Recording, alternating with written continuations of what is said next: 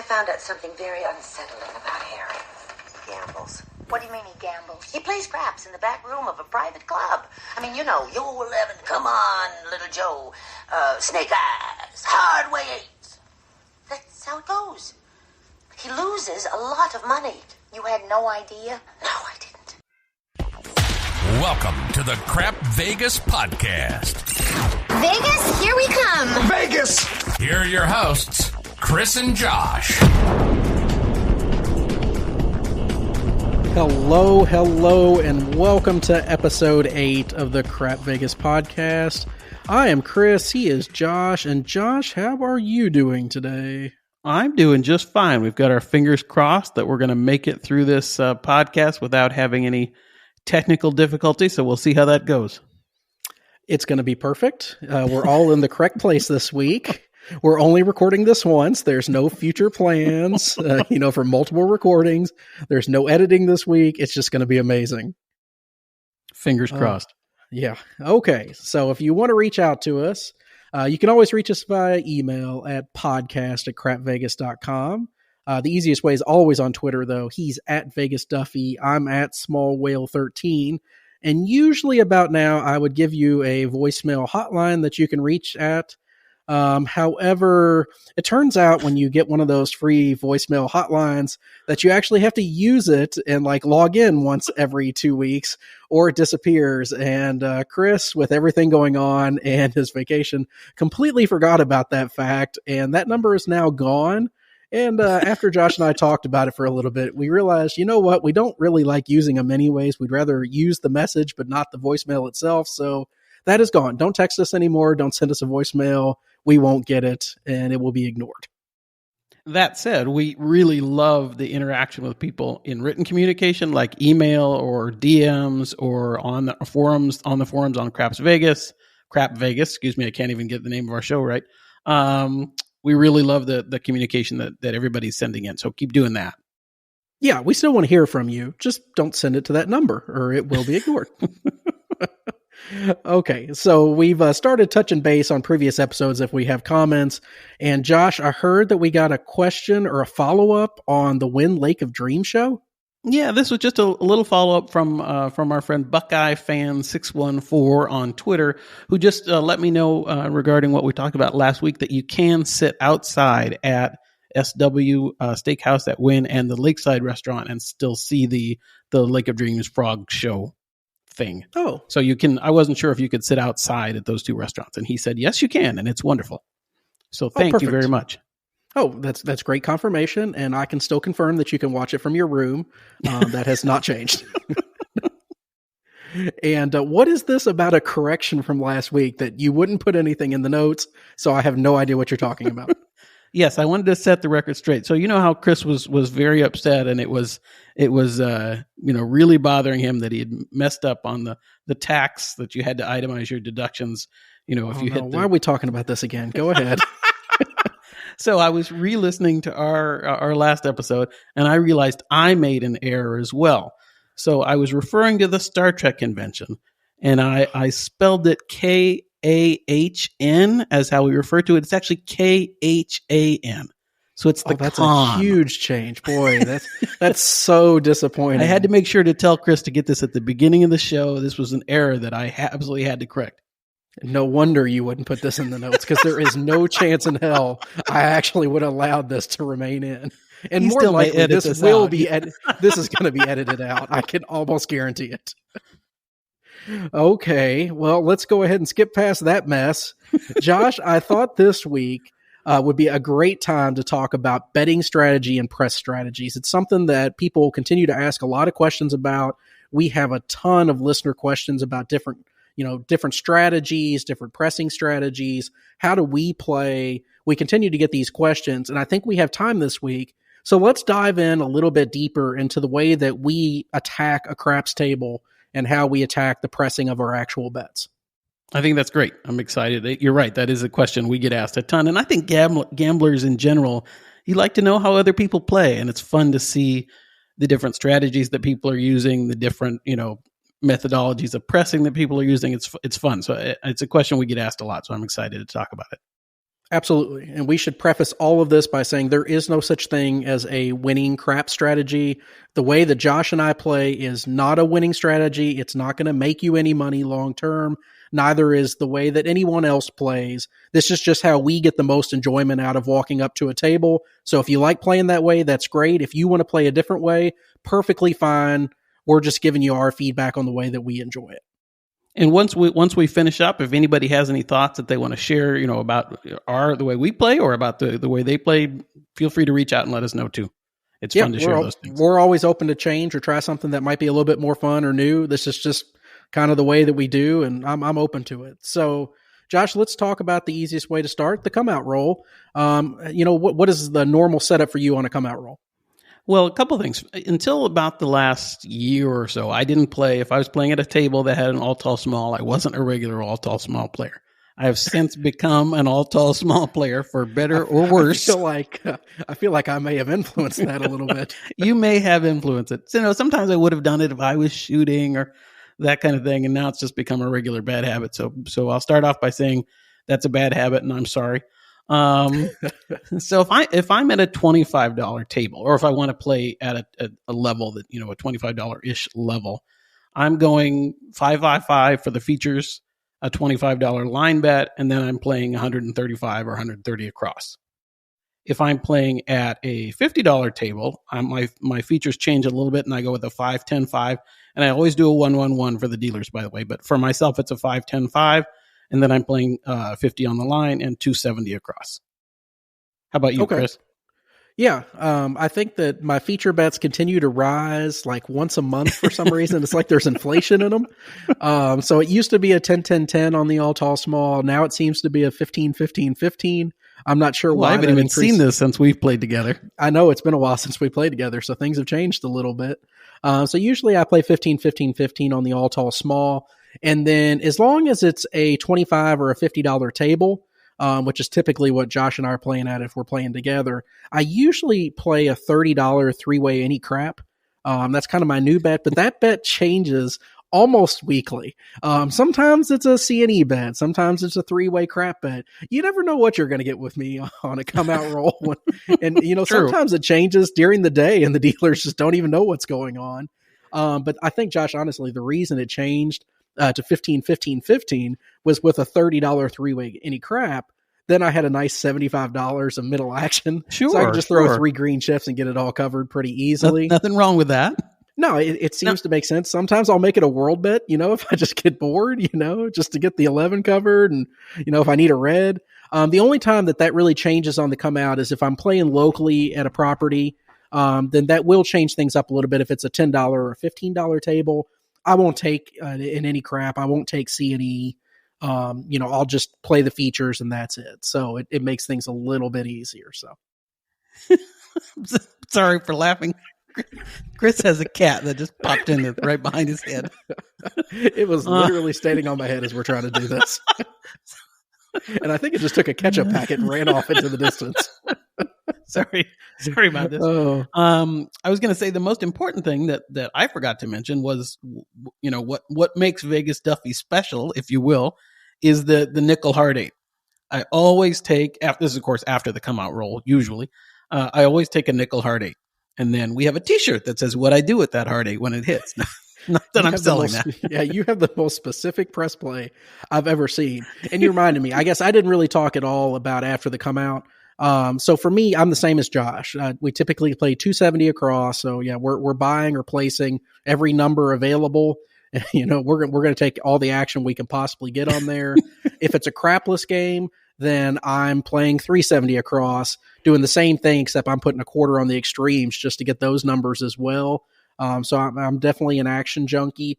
When it comes to heart, yeah, go ahead. I was just going to say I'm doing the same thing on crapless, except I have to ask Chris what the amounts are. Confirm the amount. But for center action, for the hard ways and prop action, I'm not big on like mid-roll prop bets like horn bets and stuff like that. I don't really take those bets in the middle of a roll. I don't understand why I wouldn't, since I'm willing to take a three-way crap on the come out. It's not like there's any change there. It's not something I typically do. And hard ways for me, they just kind of come and go. It depends on how things are going. If I take them, I'll typically take it just on the point. You know, I'll throw a quarter on the point and a nickel for the dealer's piggyback, unless it's going really well, and maybe I'll take them all. And then we'll talk about press plays on those in a minute. But yeah, for me, I'm pretty simple. We play across. I'll grab a hard way every once in a while, and I have a little crazy stuff going on in the come out roll, but nothing like a Dr. Mike or anything. I don't have all that kind of excitement going on. And I'm by far the tamest on the come out. It's the pass line and really nothing else. Every once in a while, my hard 8 will be working, but if it's a nickel, my hard 8 works. If it's bigger than a nickel, it doesn't work. But we're getting into the technical on that. You know, and Josh, I will say, I think it's worth noting, even if I'm playing at like a $10 or a $15 table, I don't really change my place and buy bet amounts up. I still play 270 across, even though obviously there's much lower amounts available to me. That's a number that I just don't change. I always take full odds, which we didn't mention, but I do always take full odds, which you and I can vary on a little bit. Even at local properties that offer 20 times odds, I will still always take full odds. I guess the math side of me says it's the best thing to do. It sure as that creates a lot of variance. And I know that if you're not hitting points, boy, that hurts. It sure does, yeah. And on the local properties, if it's a crapless table that offers 10 times odds on all numbers, and you're playing full odds on a 2 or a 3, then yeah, boy, it really creates a lot of variance. I'll tell you though, when we're even in Vegas at a 3, 4, 5 table, and Chris and I'll be playing next to each other. If it's a $50 table, if it's a $50, what is it, $250 on a 6, Chris? That you yeah 5 times odds on it, yeah. Whenever I get my odds up to Chris's level, especially at a table like at a $50 table, I'm really proud of myself because and the dealers remind you immediately, because as soon as Josh puts less than full odds out, it's almost always on a 6 or 8. You take full odds 5, 9, 4, 10. Yeah, exactly. Almost always. But it's always on a 6 or 8. I think you usually put like 200. I do 200. Yeah. Yeah. And they'll immediately, you can put 50 more on that. You're like, no. It's okay. I know. Don't shame me. And then they'll continue to do it over and over again. And then you finally get up there and they're like, oh, look, he got his big boy pants on finally. Right. I love it when the dealers change it and the one will tell the other, he doesn't always go full odds. Yeah. It's like, it's a shameful thing that they didn't want to say too loud, because it's a little embarrassing for him. Exactly. But, no, they do that. You got to, as you said, makes the variance, the swings can be much greater. It does. So and believe me, I definitely regret it on those immediate 7 outs. It hurts that much more. So exactly. Yeah, I completely understand. But I think the pressing side of it, Josh, is a lot more interesting to talk about. So let's talk about on the pressing side. So the easiest place to start for me, I think, is on the actual pass line bet and odds, since that's the first thing you really think about. So for me, I start pressing my pass line after 2 points are made. So if it's a $50 table and we made 2 points, typically, and this isn't much of a progression, typically I go from 50 to 60 on a 4-5 or a 3-4-5 table because it's an easy number there. And then from 60 to 75, 75 to 100, 100 to 150, and then so on and so forth. If it ever gets that good, then, thank God, and that's amazing. What about you, Josh? Do you ever press your pass line too terribly much? I do, but I'm definitely more conservative than you are, Chris, in that, because I'm oftentimes a teeny bit below full odds, especially at a $50 table, at a 3, 4, 5. My first progression is to get to full odds on, at a $50 table. And then I don't usually go 60. I'll jump to 75 whenever I make that decision, but it's not driven for me by how many points we've made as much as how many rolls we've had where we've hit a number and have gotten paid. So if we have 270 across and we fit 4 numbers and we make the point, then I might press it at that point. So I'm not thinking of it as points as much as just how, what am I getting back as far as what I've laid out there? Yeah, I'm not saying it's logical on my side by any means. I don't know where this must hit 2 points and then press sort of thing came from in my mind. There's no logic to this at all. So, what I think it is, maybe it's just from my perspective, especially taking full odds. One of the worst things that feels like it can happen is you make your first point, then you come out on the second point and it's a 6 or an 8. So I got to lay the full amount, $250 out there on a $50 table. And then we don't make the point. Well, yeah. Okay. I place the bet out on the table, like physically put it out there. I'm picking the chips out of the rack and putting them on the table. Yes. I didn't mean lay as in the petting term lay. We don't like those people. But do I have to edit this? I'm kidding. No, kidding. Keep going. Just kidding. So no, when I don't like that when the next point is a 6 or an 8. So then I had to put 250 out there. I only won 300 on the first action there. So, in those situations, I'm only making $50 off of that action. So once I make that second point, I feel like I've already pocketed a lot of money. Even if the third point doesn't hit on a press, I'm still good. So I think that in my mind, that's kind of the thing, is where I've already made, that's the good thing about 3, 4, 5 is exactly what you're making every time. You're making $300 if it hits the point. So even, if that second number hits, I'm covered. If the second number doesn't hit, well, I made a little bit potentially, but not much. So at least that's how I handle, pass line pressing. But let's talk about the place bet pressing, Josh. So let's start with the 5 and 9. What does your progression look like for a 5-9 press? For a 5-9, assuming we started with 50, I go 50, 75. Well, I should start before I get into that. For me, my kind of rule of thumb with pressing is I will usually take 2 bets, two numbers hit before I start pressing. That's kind of general. If the table's going really well, I might do it right away, or might do it after 1. If it's a great roll, or if the table's going well, that kind of thing. But my kind of general rule of thumb is to wait until 2 numbers come, and then I'll start pressing a little bit, just so I have a little bit of my, my layout back. So at a 5 or 9, I'll start with 50, and I go 75. I go 150, so I'm going up. So that first jump from 50 to 75 is a quarter, and then I do one more quarter to 100. So 50, 75, 100. Then I go 150. Then I go 200. Then I start jumping 300. Then I go 5.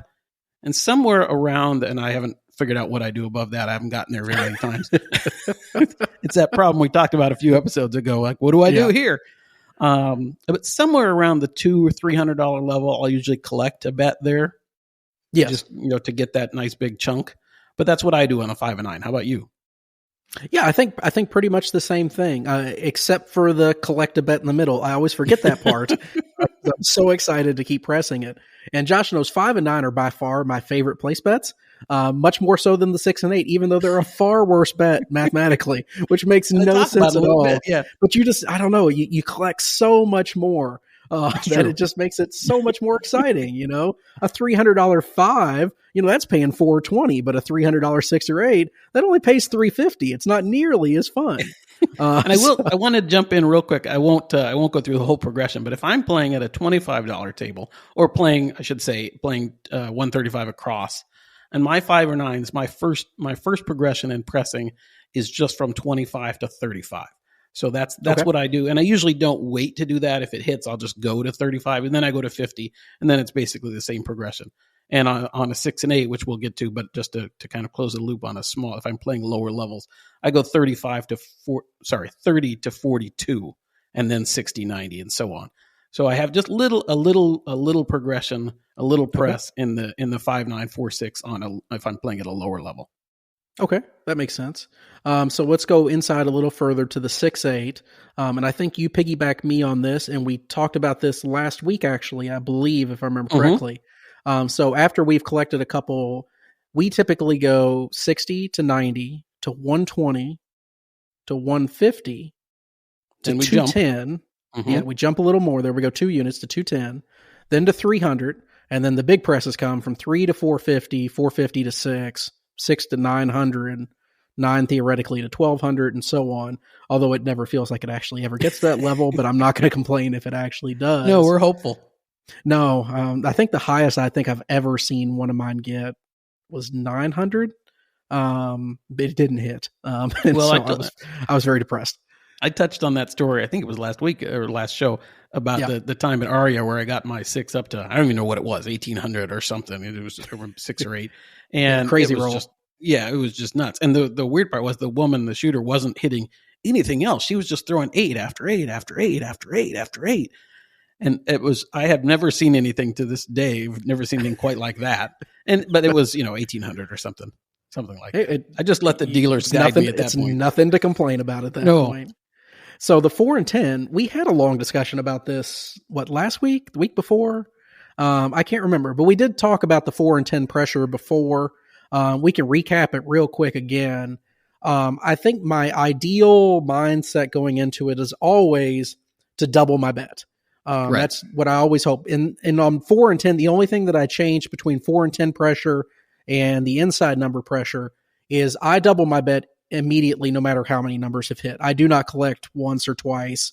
Immediate pressure on those because you're still already collecting, your base bet. So if I start at 50, I go 100, then 2, then should be 4, 8, 16, 32, and go that way. Now, of course, in practicality, if you're getting your butt kicked, somehow it doesn't actually become that.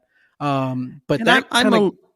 Go ahead. Oh, sorry, Chris. I was just going to say I'm a little more conservative than Chris. It used to be, I have since kind of broken this habit, but I used to go 50, 75, 100. And at Win, where we most often play, you're still paying the VIG. The VIG is the same dollar, whether it's 75 or 100.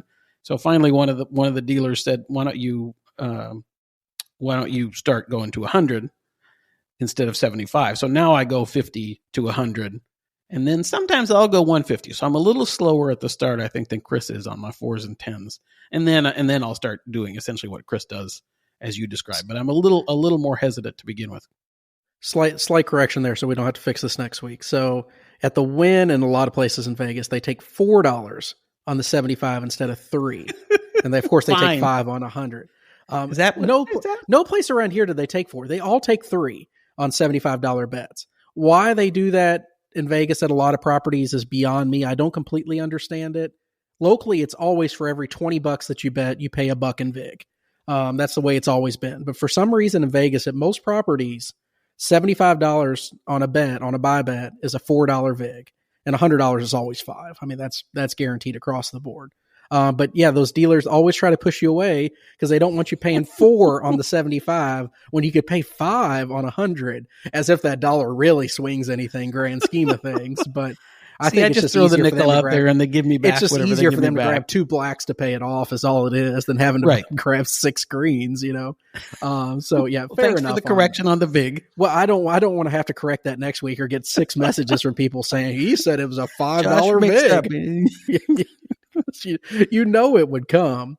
Oh yes. And then the only other thing that when it comes to pressure, like on my 3-way crap bet on the come out roll, if it hits, I'll just double it. That seems to be what I typically do. That works out pretty well. And on the feature bets, if they do hit, it depends on the casino. So at a lot of casinos, you can put those feature bets back up once they've hit. I know you can at Win and some other properties out there. They want the whole bet to resolve before you can put the bet back up. Win does that. I think, does Bellagio allow you to put it back up, Josh? I don't remember. I don't remember either. I think they do, but I'm not sure. I can't remember if they do or not. No place locally has any issue with you putting it back up. Because heck, even last week I hit the thing 6 times before we hit the all. Through that whole process. But anyways, if that is the case and you can put it back up, typically like I'll go from 15 to 25, 25 to 50, and 50 to 100. That sort of thing as time allows. But places like Win, they won't let you do that, so you don't even have an option. Just the next time we come back out, I'll double it up if I can, if we hit it, and I feel really confident, as if it really matters that you just hit it and that just increased your odds somehow. But you like to be optimistic sometimes. Yeah. And the one thing we didn't talk about, and this is what's on the shirt, is I do my nickel hard 8. If the hard 8 hits, I take the 8 to a quarter, I take the 6 to a nickel, and I take 20 back to me. So take the 8 to the quarter, 6 to a nickel, and 20 back to me. And that confuses everybody. Every dealer in Vegas. I was going to say, you left out the part where the dealer stares at you like, what? So I always made a joke before we started doing the podcast, I'm going to put that on a shirt someday. We took care of that problem. And so finally we put it on a shirt. So it is the most convoluted press play that you could possibly have. I will say my press plays are much easier than that. If a quarter hits on a hard way, I press it to 100. If 100 hits, it goes to 2. If a 200 hits, it goes to 4, and we go from there. So I keep it much simpler than that. And people ask, why do you just play the hard 8? For me, it's, I love hard way action. I like playing the hard ways. I don't like chasing numbers. I don't like just, hit. I don't, so I figure the hard 8's my number. I'm going to play it. If it hits, it hits. If it doesn't, it doesn't. And then if it does hit, then I take the 6, and those become, so I don't feel like I'm, either it's working or it's not working, and I'm not worried about, I was going to bet that, I decided not to, or, that kind of thing. That just takes away a little bit of that. And I think you hit on something that bothers me with all that, Josh, and the reason I can't play hard ways too terribly much, it creates so much like mental turmoil if I play it once and then stop playing and then play it again and stop, and then I'm missing it when it's hitting. And when I'm out there, nothing's hitting. It just creates all this like drama in my head that doesn't need to be there. So I just can't do it. It takes away the drama. Well, it's the same thing as people that play feature bets on any table. I mean, whether it's craps with the all tall small, or if it's blackjack with like 3-card poker side bets. Right. It's the people like you jump in, you play one hand, you don't play the next, you play a hand. I mean, you either got to be all in or all out, I feel like, with these things, or you're just going to mentally, that's a hassle. Well, I agree. I think the one exception or difference I'd think of with feature bets is if you want to do it when you're shooting. If your rule is you're only going to play the feature bets when you're shooting, or if blackjack. That's true. I don't know. It is a little bit clearer, I guess, on the crap side than like blackjack if you're going through a shoe. Right. Exactly. Yeah, that does make sense to me. So I'm with you on that. I agree. I mean, I could see easily having that same rule, and it would be the same almost as my hard ways as far as my mental feeling about it. Okay, I just play it on when I'm shooting, and that's it.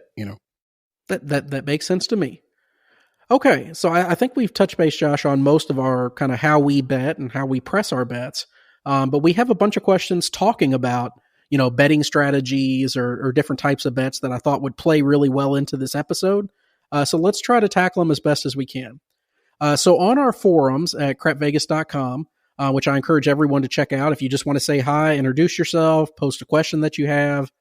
We try to answer them as quickly as we can, and then a lot of them we try to use on the show if we can as well. But we got a question from Adam, and Adam, after going on for a little bit, said that he's wondering if we can speak on put bets versus buy bets and when it's appropriate. He said he listened to our most recent episode when we talked about buy bets and when it's more advantageous, versus like when they take the vig versus when they don't. And he goes back and forth between the 3-point molly and just placing numbers. He's never actually tried it, but he remembers it being lightly touched on you can bet on that. And is this something that we'd ever consider playing, put bets versus buy bets? So, Josh, let's talk about put bets. It's something that I think I've only done once in my life for a very specific reason. But you have a couple reasons that you would use put bets. So why don't you talk about them a little bit? Well, first of all, I would say my kind of overall advice is that put bets are not something that most people should think about doing very often. And first of all, I guess we should back up even further than that, just quickly touch on what a put bet is. Put bet is essentially a pass line bet with either with or without odds, but you're making it after the point is established. So you're essentially, let's say the point is an 8. You've had the come out roll, the point's an 8. You can make a pass line-ish bet. You can make just a flat, even money bet and put it on whatever number you want, whatever point number you want. So let's say you put it on a 5. You can just, if it's a nickel table, you can put a $5 5 out there, and that's your put bet. It acts like a pass line bet in that you can then put odds on it. Mm-hmm. So that's what a put bet is. It's a flat bet. It's a contract bet, just like a pass line bet, with the ability to put odds on it. What makes it bad to begin with is on a pass line bet, of course, you have the advantage of having a 7 or 11 pay you on the come out. With a put bet, and I should say that, so that gives you that a pass line bet has a house edge of 1.41%. I'm going to get mathy here. So Josh is getting mathy. That's dangerous. I wasn't even going down that direction. Keep going. I think it's important when we talk about what a put bet is. So a normal pass line bet has a house edge of 1.41%.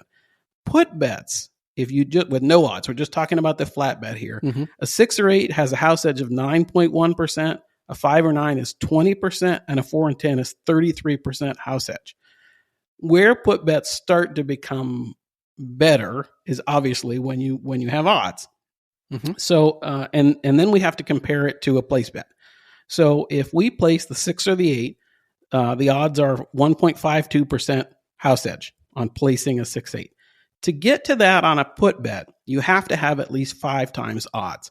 So if you're playing in Vegas and you're at a 3-4-5, and you're going to be playing 5 times odds on a 6-8, you can do a put bet on a 6 or 8 and get that same 1.52% house edge as a place bet. Are you with me so far, Chris? Yeah, I'm still with you. And on a 5 and 9, you want at least 4 times. So again, 3, 4, 5. So you can do put bets the same, and get the exact same edge if you're going to go max odds on the put bets at a 3, 4, 5 times odds table on the 6 and 8 and 5 and 9. 4s and 10s are different because that's where you get into buy bets, assuming you're taking the VIG afterwards.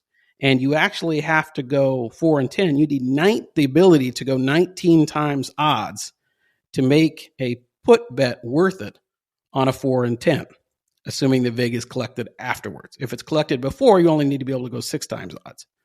So I know this is a lot of math, but It is. But the thing that kind of is the crux of put betting is, first of all, it's a contract bet. So whereas a place bet, you can always pull that bet back, whatever you want to. Dice go off the table, whatever, whatever you want, you can take it back. With a put bet, of course, your odds you can take back, just like you can take back your odds on a pass line. But your whatever your flat bet is out there. So that's one disadvantage to it. Second of all, you need to have the bankroll to be able to do it. Yes. We're talking about, as I said, if to make a 10 worth it, you need 19 times odds. Even to break even with, as far as odds on a place bet, you need 5 times for the 6-8, 4 times for the 4 and 10. So it takes a bankroll to be able to be a put better where there's an advantage to it. Sometimes they're not allowed if, some casinos don't allow put bets because you can get to a point where the odds are better than a place bet. And then some properties are less familiar with it. They might set it up like a place bet, and then you're not doing what you want to do. There's those kind of things. That's the basics of put betting, and why I think for most people it's not particularly advisable. But if you have those things, if you have the bankroll and you're playing at those kind of levels, I mean, you can. I wrote down on my notes here, which I can't find. I'm stalling for time. Oh, the house edge on a 6 and 8 drops to 0.83% if you play 10 times odds on that put bet. So you can see, instead of 1.52 for a place bet, you can actually get those odds down to 0.83 if you can do 10 times odds on the put bet. The last thing that I think is important, at least to me and maybe to Chris and some of our listeners, is just like a come bet, you're not going to get rated on, most likely, are not going to get rated on your odds on a put bet.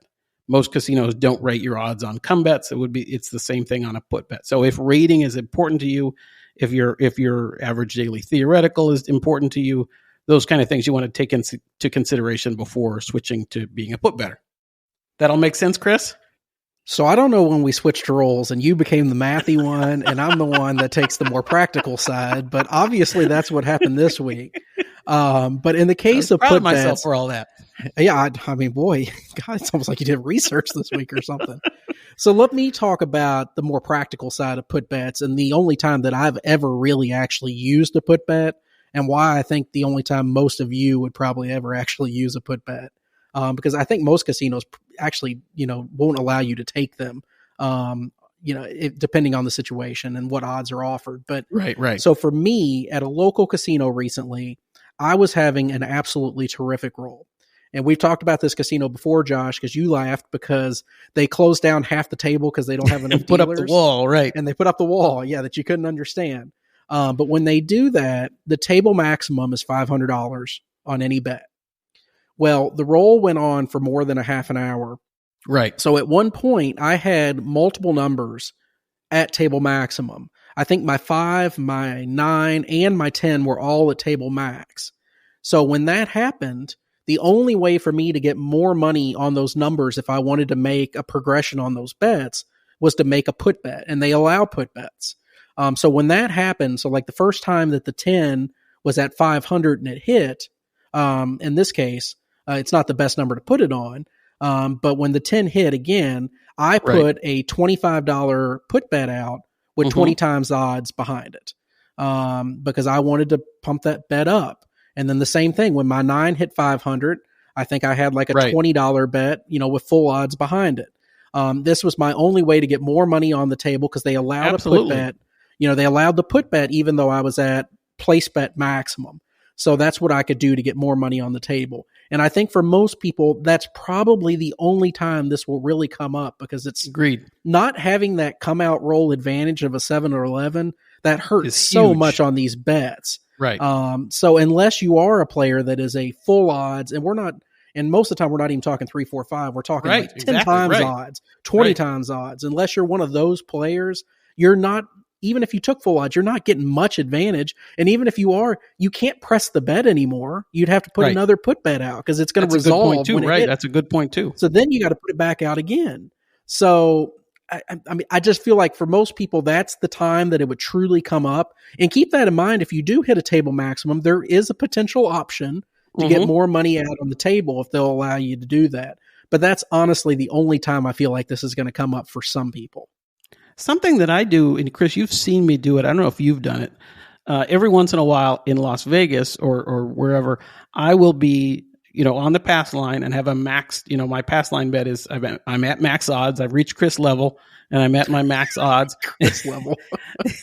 When I used to be a kind of a newer craps player, and I remember doing this, not realizing it was a put bet essentially, would be asking the dealers, can I increase my flat bet? So can I increase my line bet, which let's say was $50? Could I make it $75, which would allow me then to put extra odds? And of course the casino's like, sure. Yeah, please go ahead. Go for it. Not realizing at that point I was putting myself essentially in a put bet situation and not maximizing the advantage of doing why you would do a put bet.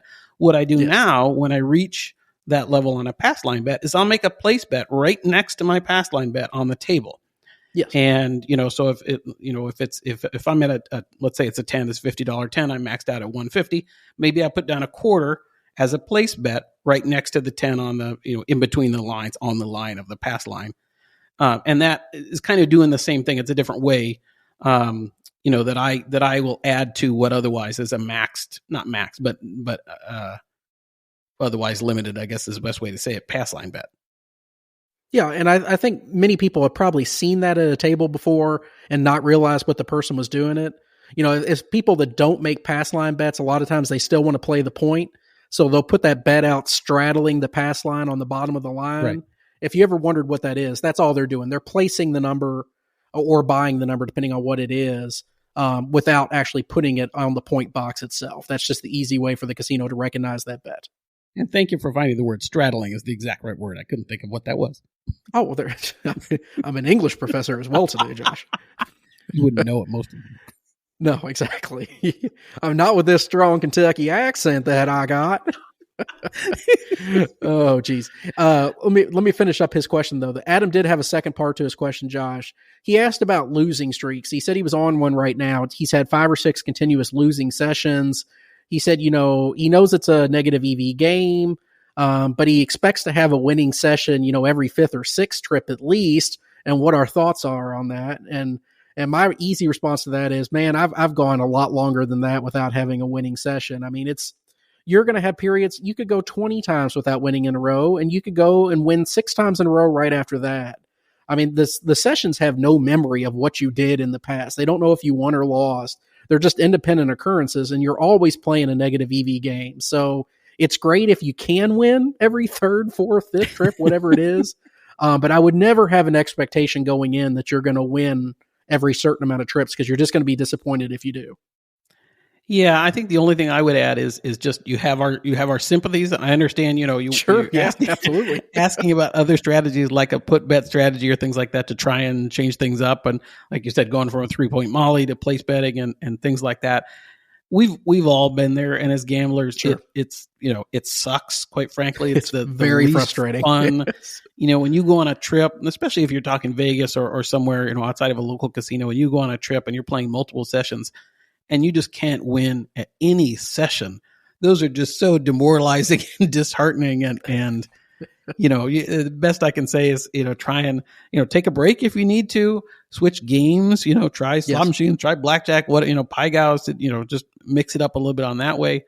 But I mean, I'm with you. And then there's the other side too. You have those. I mean, the reason we play is, I remember a trip I was at Bellagio. I finished positive on every single session of a weekend trip. And that was the best feeling. I mean, sometimes it was only, $100, $200, $300, whatever it was. Doesn't matter. Every single session I won. And it ended up, of course, altogether coming out to just one of the best trips I've ever had, money-wise. But those are, the other side of the coin. So you will, it'll change eventually. Hopefully your bankroll will hold out till it does and that kind of stuff. But, but I'm with you, and they're the worst. And hopefully on a trip, I think, Chris, not to speak of your recent trip to Vegas, but at least you had one or two really good sessions in there that helped, just keep your morale somewhat Yes. intact. And we always remember the losers much more than the winners. They hurt more, they stick more. So at least in my eyes, yeah, those sessions that go bad, they sting a lot more than that session that I won $300. I forget about Right. that. That's forgettable. But the one that I lost, a couple grand. Oh Right. yeah, that sits in my mind for a while. So keep your head up. It will get better. It usually does. Eventually it always comes back around. Hopefully. And thanks for the question. Hopefully my put bet lesson. Oh, yeah. Josh mathed you all up and you're all set now. So we got an email from Hill VJ1. He said, "Good afternoon. Just discovered the podcast today and wanted to get your thoughts on a $25 table strategy with a $1,000 buy-in. His strategy is that he puts $25 on the pass line, 3 times odds on the point, place numbers across except for the point, and after 3 rolls, regardless of numbers hit, he takes down his place bets. He places a $25 come bet and a world bet, 1-time odds on any come numbers that he takes, and if any horn number hits Josh, he places $25 horn high 12 on the next roll." And then he also asked if we have a forum for discussion, and I think we mentioned this a minute ago. We do.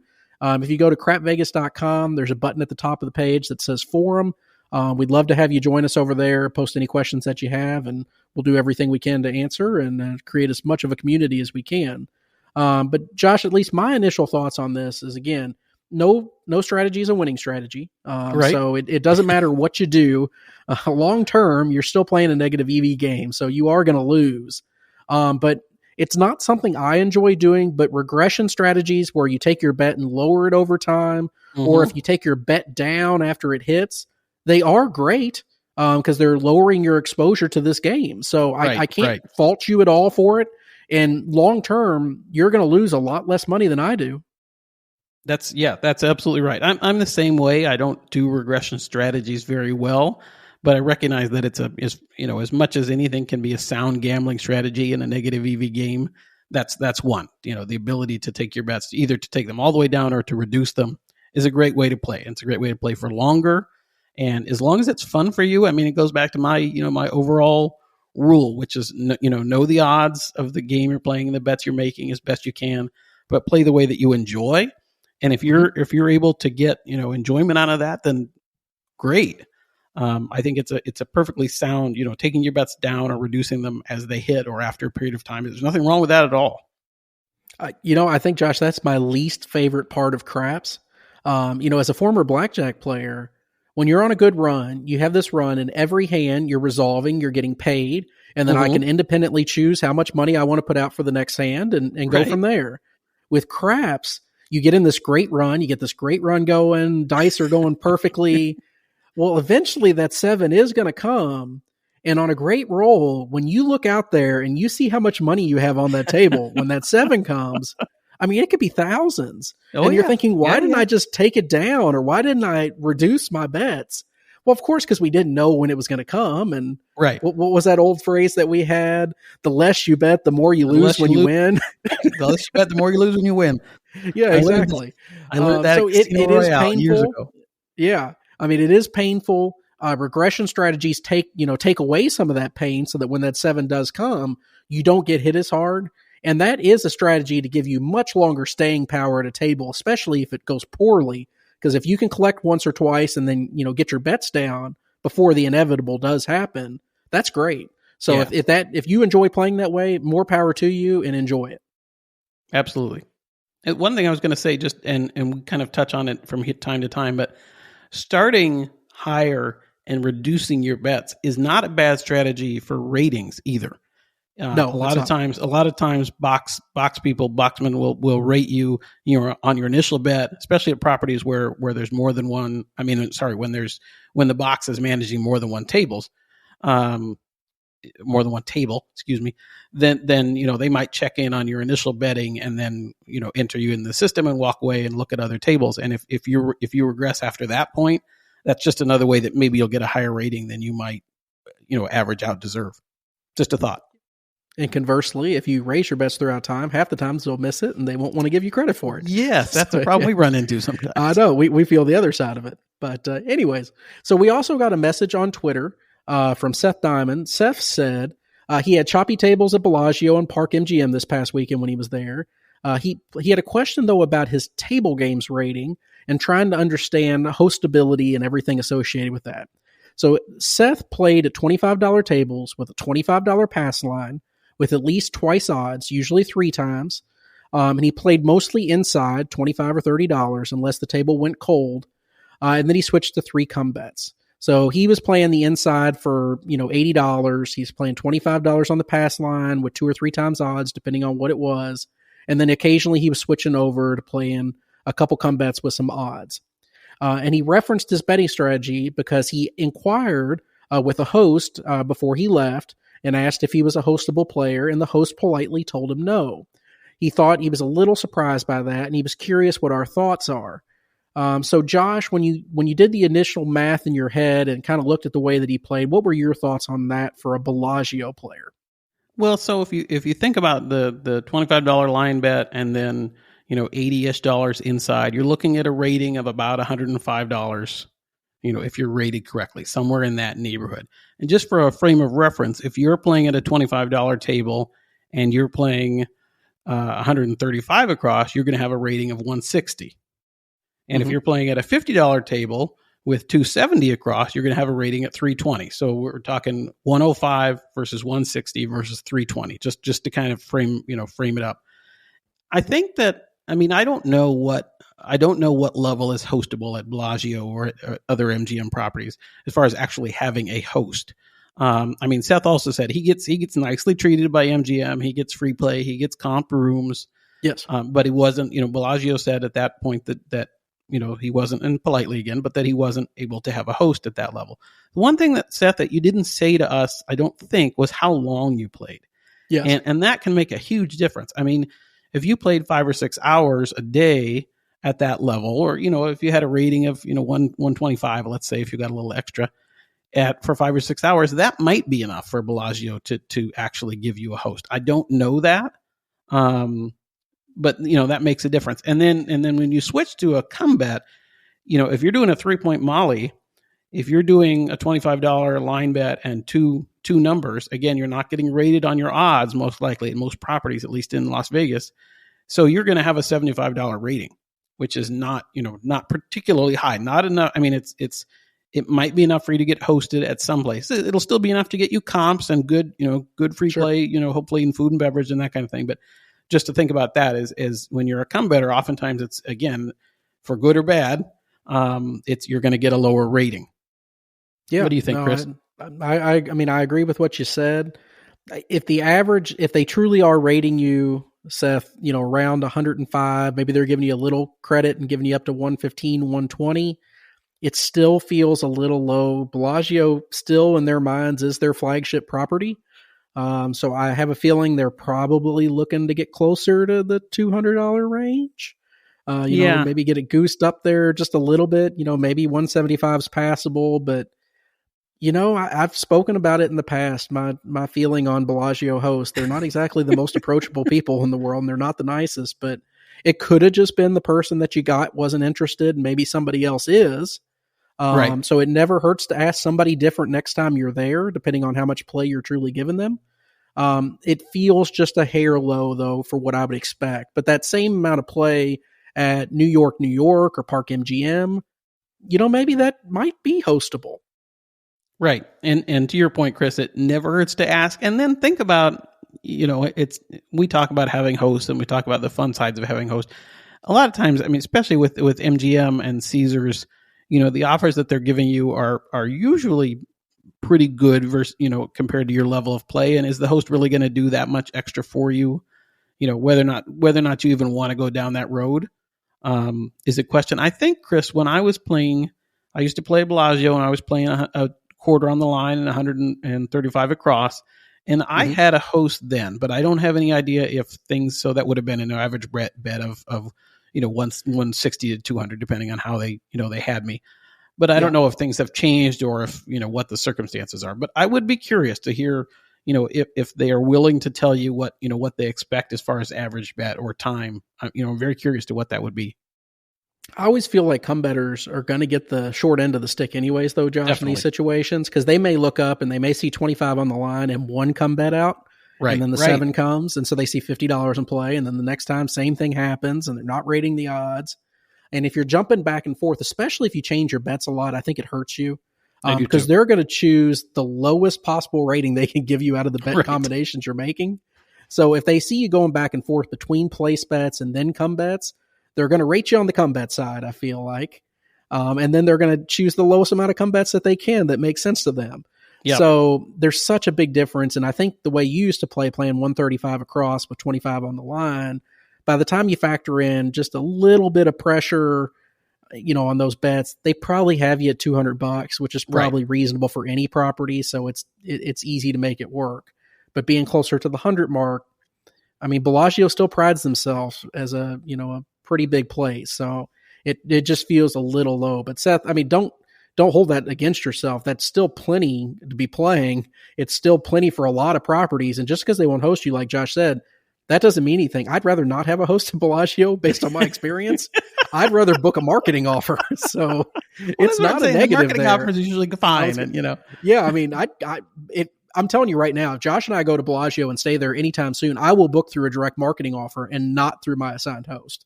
So if that tells you anything, that's all you need to know. I did want to touch on one more thing related to your question, and this is really just to poke at Chris a little bit. Oh, God. But and Chris knows this, but just so everybody out there knows the odds of place betting, since I had my math hat on earlier, as I said, placing the 6 and 8, the odds are 1.52% in the house's edge. Placing placing the 5 and 9, the odds are a 4% house edge. Buying the 4 and 10 with paying the VIG afterward, it's 1.67. So 1.52 for 6-8, 4 for 5 and 9, and 1.67 for 4 and 10 if you're paying the VIG. You're not going to convince me that the 5 and 9 aren't the best, Josh. They're the best by far. Know the odds, but play the way that brings you joy, Chris. Stop ruining the game for me, Josh. It's amazing. Okay, we got an email. I couldn't help it. We got an email from Nick Diani. Nick sent us an email about Caesars play and tier credits and offers at different properties. So Nick said that he's a diamond player at Caesars. He's been there for a few years. He's a $25 or $50 blackjack player. He plays a little slots. He jumps around. He's like all of us. He just does a couple different things. But he jumped over to the Venetian back in March. And when he was at the Venetian, he obtained their second tier, which I'm not familiar with because I don't play the Venetian. It is called Premier, according to his email, which was 1,000 tier points, which sounds very obtainable for most players, I would think. And he said after the trip, he immediately received an offer for a comp stay with full availability between April and September. Every day of the week, he had full availability. So fast forward a little bit. He goes back in July. He stays there, I believe, based on the email that I can read here. And he gave them a lot of play. He gave Caesars a little bit of play, but he did give them a lot more play than he gave the first time there. And then all of a sudden now, his offers are not as good. He doesn't have full availability on the weekends. He does have a host assigned to him now, he thinks, although it may be a casino marketing rep. He's not 100% sure about that. But all of a sudden, his availability calendar is not nearly as good as it was before. And he's trying to figure out what happened. He gave them more play, but the offers got worse. Right. So there's a couple things that jump in my head, Josh, but what are your thoughts on this initially? Well, first of all, let's just kind of say overall, offers that casinos make are a mystery. They are. I don't think anybody understands the rhyme or reason. Chris and I touched on it a little bit last episode with offer envy and that kind of thing. But I don't understand why certain properties offer what they do, when they do, why I get free play versus resort credit. That's so hard to tell. But I think that properties in general will go out of their way with first time offers. They'll go above, they want to get you in that door. They want to, they see you as a new guest, and how can they get you in that door? They're going to give you the best offer that they can for what's reasonable. And so I think it's natural that your second offers and so on go down. And I think that's not just offers. From my experience, I've had, hosts give me a really nice room that maybe I wouldn't ordinarily get the first time I'm at a property. Correct. That kind of thing. So the properties will always go out of their way to try and get you in the door and have you become, a regular loyal guest of that property. So those first offers are always going to be, top tier. And I mean, that's my first thought of why your offer went down. I'm a little, I would ask your host about the blackout dates and that kind of thing. That might be something that your host would have some control over. That's one of the things that hosts can do is override what, some of those specifics on offers like that. What do you think, Chris? Yeah, I think you hit the key thing in my eyes. Those teaser offers, the first time that you go to a property, that first offer that gets generated, I always call them teaser offers. Those things are always over the top good. They just are, because they want to get you back in the door to see what kind of gambler you truly are. Because you may have only given them an hour, maybe 2 hours, whatever it is, and they see a glimmer of hope in their eye that this could be something special for them. But until they get you there for a full weekend or a full trip, they don't know what they really have. So they usually go out of their way to give you probably a better room than you deserve, more free credit or more resort credit than you deserve, maybe a gift that you didn't deserve. And we've all seen this no matter what level that you're truly at. I mean, and Josh touched base on it. There's been plenty of times where we jumped to a new property that just opened and you got a suite that was definitely well beyond what you ever deserved as a player. But you got it because it was your first time there. And then in the future, you got the most basic room available, but you're still happy. But these teaser offers, they want to see what you're like. So then you actually get there.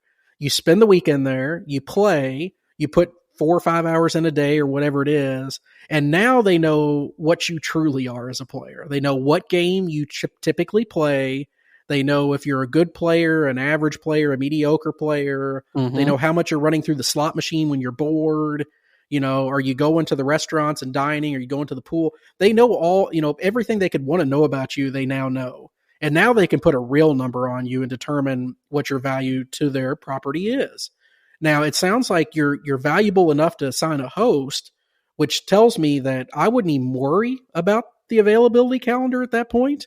Yeah. Even if it is a marketing rep, as you said in your email, I bet you they can still work around the blackouts. At a property like Venetian, I didn't even know that they had marketing reps. I wouldn't think that they do, honestly, Josh. I mean, that's more of a Caesars I'm surprised MGM, too, but bigger property thing. So, Nick, I would think that you're probably covered. And next time you want to go, I would just reach straight out to the host that you've been assigned, give them your dates. Don't question what's on the calendar. Just say, right. That's a good point. I'm coming September 17th through 19th. Do you mind getting me set up for the trip? And send the email and be done. And they'll shoot you back. Oh, yeah, absolutely. Here's your confirmation.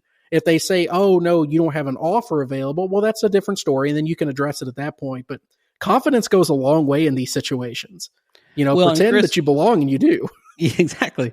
I was going to say, I don't even know if you do this, but whenever I email a host, I always say, can you set me up? These are the dates I want to come. Can you get me set up? And what will you give me in food and beverage and free play?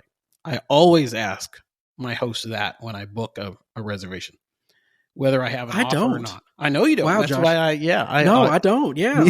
Wow. So that's something we're completely different. I don't ask what free play or resort credits available. Because maybe it's just like the eternal optimist in me, that I assume they're going to give me the best that they can give me. And quite frankly, I expect them to. There's too many choices out there. Especially in the Vegas market, where if they don't give me the best that they can give me, I can easily bounce to another property and do better. So I don't ask that question. Maybe I should. I don't know if it's a good or bad. It's just I don't like sounding needy. So I walk the line with that a little bit. And even like this upcoming trip, Josh, to Boston when I'm going back, which, yes, by the way, it's official. I am going back this weekend. And by the time you've heard this, I will have already been there. That's true. Yeah. But even with that trip though, that host there was actually on the other side of it. He already said, hey, here's what I have for you. I can do this, this, this, and this. By the way, while you're here, we also have this giveaway. So you can grab this while you're here. Chris gets a toaster, I think. No, it's a laptop. I know. I don't need it. But he's like, by the way, make sure you swipe your card while you're here and go to this room. I can give you a free laptop. You're eligible. And I was like, oh, cool. So some hosts are more proactive than others in making sure you get everything you deserve. And some want to give you the least amount that they possibly can because it makes them more money. So it depends. Yeah. I think for me, I like to know particularly food and beverage. I like to know ahead of time what I'm going to get, either in total or per night, so that I can think, I can eat this much, I can have this much room service, or I can without thinking so I need to do it on the back end. I know. Because, Josh, I always feel like I don't care what the food and beverage number is, because I feel like it will be covered no matter what. Right. Like, at no point in my mind have I ever considered the fact I may pay for a meal. It just doesn't even cross my mind. Like, even I feel like if I ran $1,000 through, I still fully expect them to pay the bill on the back end. Right. And if they don't, I will be upset. So maybe I shouldn't. I'm an optimist, but I have high expectations. Is that okay? I feel more comfortable knowing, I remember, that may have been MGM Bellagio, the first place that ever gave me a fair bit of food and beverage credit. And I remember just being, ahead of time. So that's when I think that's probably when I started asking my host, whatever reached out, what are you going to do for me this trip in food and beverage and in free play? And particularly, and I'm trying really hard not to throw my Bellagio host under the bus, but I will say sometimes having that in writing, he would text me back or email me whatever it was in free play and whatever it was in food and beverage, but then sometimes forget to enter that in the system. Oh, and I would have to go up to the desk, and I said, "Here, I have a text message from my host saying I was going to get whatever I was going to get in free play."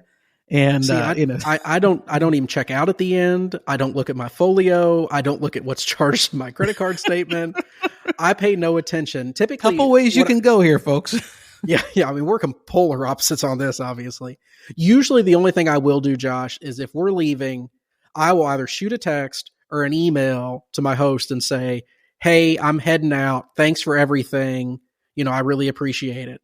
And typically within a day, I'll get an email or a text back saying, "Oh, by the way, I looked at your folio and I took care of X, Y, Z." And sometimes it'll take 2 or 3 days because that person's off. And then all of a sudden, a charge will have come through on my credit card for certain things, that just aren't automatically comped off, dumb stuff. And then he's like, "Oh, don't worry, I reversed all that. That's all taken. I'll get a credit back on my card and everything's great." And I just assume it's going to be taken care of. I don't know. Wow, we are completely different on that. That's interesting. I just like to know up front that I've got, whatever it is, $50 or $500 in food and beverage as a starting point. I have high expectations that it better be covered or we have a problem. Maybe it comes from when I used to be, $25 was a fantastic amount and that kind of thing. I guess so. I don't know. Okay, guys. So I think that wraps it up for questions and topics this week. We did want to mention our YouTube contest that we had. So last month we mentioned that we were trying to get 1,000 followers or 1,000 subscribers, whatever you call those people on YouTube. It shows how, coordinated and amazing we are at YouTube. But we wanted to get 1,000 subscribers. We did. I think we ended up with like 12 or 1,300. I can't remember at this point, but we did hit our goal, which is awesome. Thank you all. Yeah, I thank you so much. There's not engaging content on there right now. So thank you all of you that actually, I mean, we are, but like, there's not like cool videos and like pew-pews and all sorts of awesome things. I feel like I need to put like a Star Trek video on there now. Please.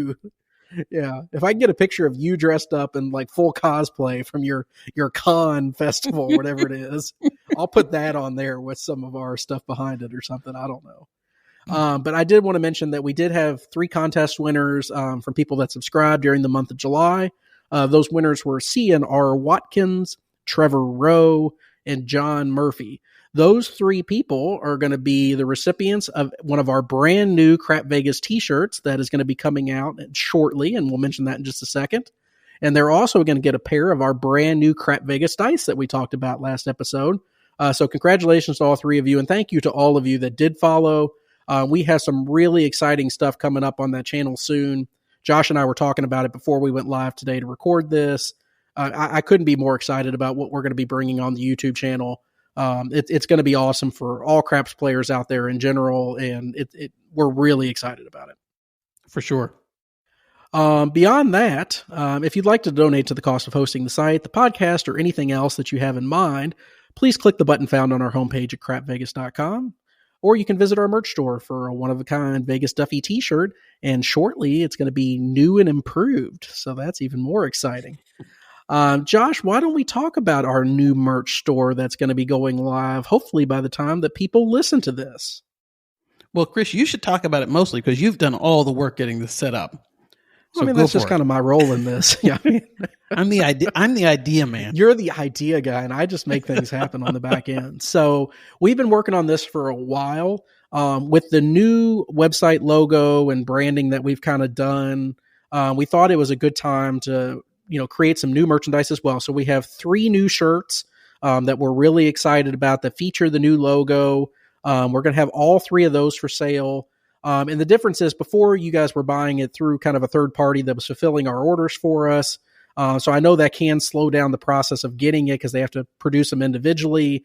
It also can potentially raise the price, which I'm aware of. It really didn't make us any money. It just made that company money. And it took longer for you to get. So it's kind of a lose-lose for all parties.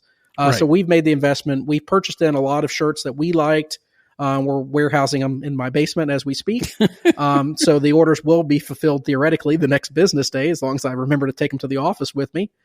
So we have some new shirts that we're really excited about. We also have the casino dice that we're going to sell in either pairs of 2 or in sleeves of 5. Those are also sitting in my basement, ready to ship out as well. So there won't be any delays. It should be much easier for everybody. We're going to sell them directly ourselves. We're also going to be doing a promo the first week after the site goes live. Shipping is going to be free on all items. So you won't pay tax. You won't pay shipping the first week. Just awesome deals on some of our cool gear that we hope that you'll check out. And we can't wait to get the site launched. We are super excited about it. I love the new logo. I hope that we've gotten really positive feedback on that so far. And the new shirts are really fun. And I'm looking forward to getting mine and to hopefully, being asked about it in Vegas and that kind of thing. Oh, yes, because I already got a bunch of messages about the old shirt that I used to wear in Vegas. So I'm sure the new one, which is even brighter and a larger logo, it will just call even more attention to it. And then people ask us, kind of like Adam did, are you guys a podcast about toilets or what are you guys? It stirs conversation, Josh. It's amazing. It definitely does. Perfect. Josh, anything else you want to talk about this week? Well, just that I have my trip coming up, which I won't even mention that it's the Star Trek convention. But I am staying. I'll be staying in Aria, but I'm also staying for the very first night. I don't even think I've told Chris this yet, but I'm staying at Paris. The first night. Fun. And this is staying the in a burgundy room. Yeah, I think aren't they all burgundy rooms now? I don't know. I'm at an end of the hallway room. Which I like those rooms at Paris. I'm one of those people. I like staying at the end of the hallway. Some people want to be close to the elevators. I'd rather be further away where it's quieter and that kind of thing. But Gotcha. This would be the first time in a long, long, long time where I have to pay resort fees. Oh, I guess giving you my diamond card wouldn't help very much, would it?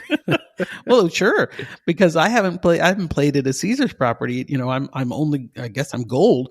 I'm not even platinum anymore, whatever the bottom level at Caesars is. Anyway, so I haven't had to pay resort fees in forever. So, for those of you that do have to pay resort fees regularly, I'll be right there with you.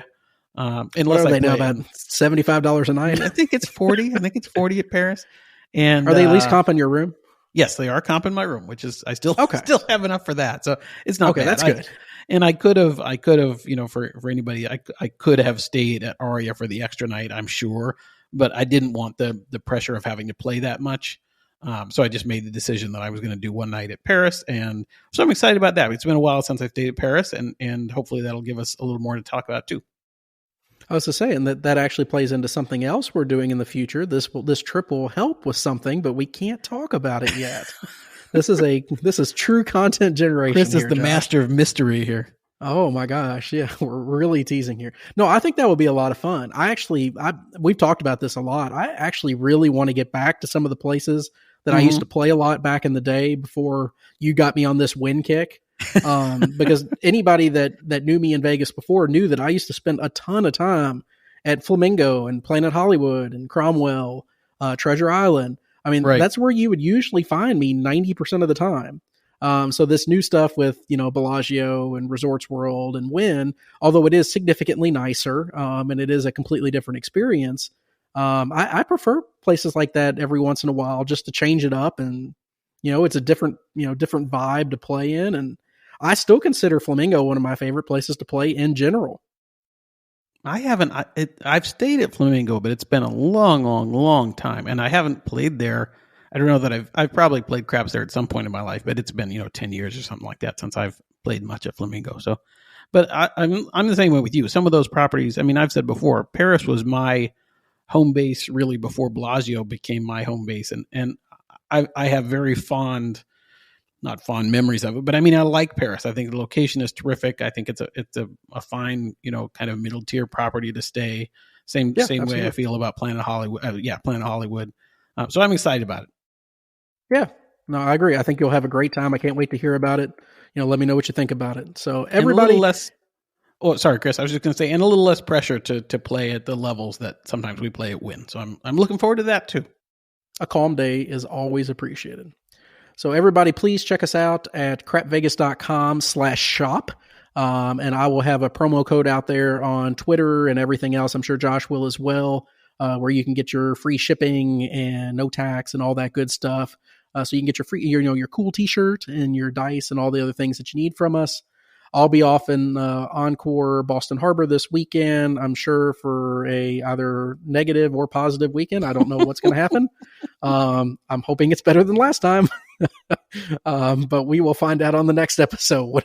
What a tease, For those that have followed along since the beginning of this journey of Crap Vegas, if you remember in episode 2 where Chris went to Encore Boston Harbor and it wasn't good. Right. Well, I was going to say though, like we'll go back in the fall sometime, and here we are in August. August is the fall, right? August in Massachusetts. That's the fall, right? That's right. Oh, I get my seasons mixed up. Well, things change. So, okay, guys. Well, we appreciate everyone listening. We will talk to all of you soon and have a great week. Thank you. Vegas, here we come. Thanks for listening to the Crap Vegas podcast. Have you ever been to Vegas? Check out all our recent news and our Vegas trip calendar by visiting crapvegas.com. See you in Vegas.